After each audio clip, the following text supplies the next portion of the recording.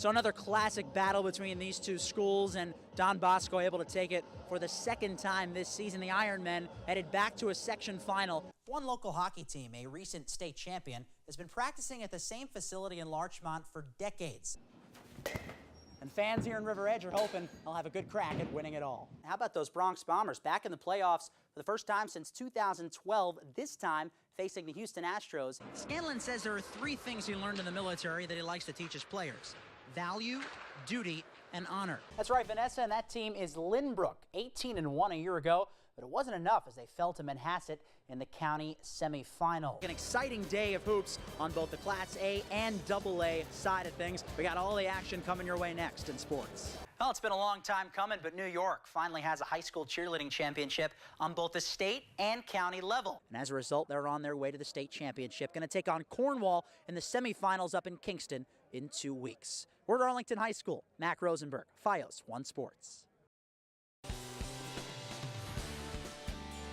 Now to sports, where two Long Island girls basketball teams are moving on to the state semifinals in Class Single A and AA. Here with more is FiOS 1's Mack Rosenberg. Well, a very exciting day of action here in Patchogue, to say the least. We've got two teams moving on to the state semifinals, and our first game on the Single A side featured Floral Park and Islip. And all eyes were on sensation senior point guard for Floral Park, Kayla Hilaire. Early first quarter, Hilaire showing off the passing skills. First, she steals it and comes back the other way for the no-look to Mary Kate Guerrero, who finishes at the hoop. In the second, Islip going to keep this one close off a Floral Park miss. Megan Oberg on the fast break. Good ball movement here. Grace McGibbon feeds it to Julia Handy for the layup. Islip within one. Minute and a half to go in the first half. Check this out. Hilaire with the steal. Then she's going to be wide open for a three. It rims out. Taryn Ohlmiller with the rebound for Islip. She's coming back the other way, and unfortunately, she runs right into Hilaire. Another steal, takes it to the rack. Floral Park took an 8-point lead into the break. Let's shift to the fourth. Buccaneers hanging on to a 4-point lead here. Hilaire going to step back and take a three. No good, but she is fouled and would hit all three free throws. Floral Park able to hang on to win it, 62-53. Going to the state semifinals now. What's the feeling like after this game? I mean, it hasn't really hit me yet, but we've won it at LSC for so long, so it really feels good, but hopefully it'll sink in tonight. In our second game of the day, a Class AA matchup featuring Comac and Baldwin. It was a back-and-forth defensive battle from the get-go. Second quarter tied at 6. Comac's Leanne Corso with the ball, but has it stripped away by Jenna Arnecki-Orico. Fast break time for Isaiah Hudson, who finishes. 2-point lead for the Bruins. A few minutes later, Comac answers. Casey Hearns with a feed into the corner for Corso. She knocks down the three. Cougars have a 1-point lead. Baldwin would answer. This time it's Hudson again. Into the lane, up and under for the finish. Comac, though, actually led by 2 at the half, and they would maintain that lead in the third. Hearns from deep, the sophomore, with an explosive quarter. Comac surges, and they take it 40-33. I don't feel pressure. My teammates just make it so easy. It's like, it's just not anything on the court. We're just 5 group of girls that want to win, and we just love each other so much on and off the court. It's so easy to do well here. So Comac will take on Ossining in the state AA semifinals, while Floral Park will await the winner of Vestal and Rye on the Single A side. Both games taking place next Friday night at Hudson County Community College. We're at St. Joseph's College here in Patchogue. Mack Rosenberg, FiOS 1 Sports.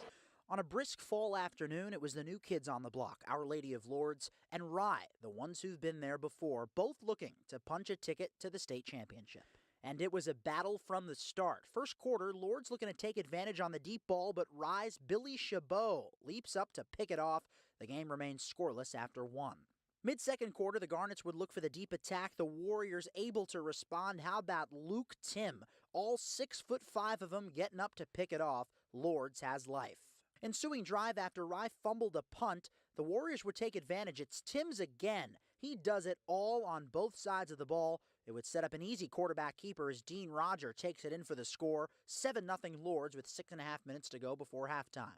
Minutes later, Warriors have it back now and facing a 3rd and 10 from their own 46-yard line. Roger finding Joe Scaglione, and Scaglione will do the rest. 54 yards to pay dirt, 14-0 Lourdes, and the upset was on heading into halftime. We'll skip ahead to the fourth quarter, same score, and Rye starting to gain some momentum. Quarterback TJ Lavelle with an 8-yard scamper for 6, 14-7 Lourdes with 7:23 to go. The Garnets would get it back with under 3 minutes left, but the turnover bug would ultimately be their undoing as Lavelle has it poked away. Lords recovers, and that would be the capper on the Warriors' first ever Class A title. But I knew we were going to be competitive with the kids we had, the group of seniors we had, and they really rose to the occasion in every game.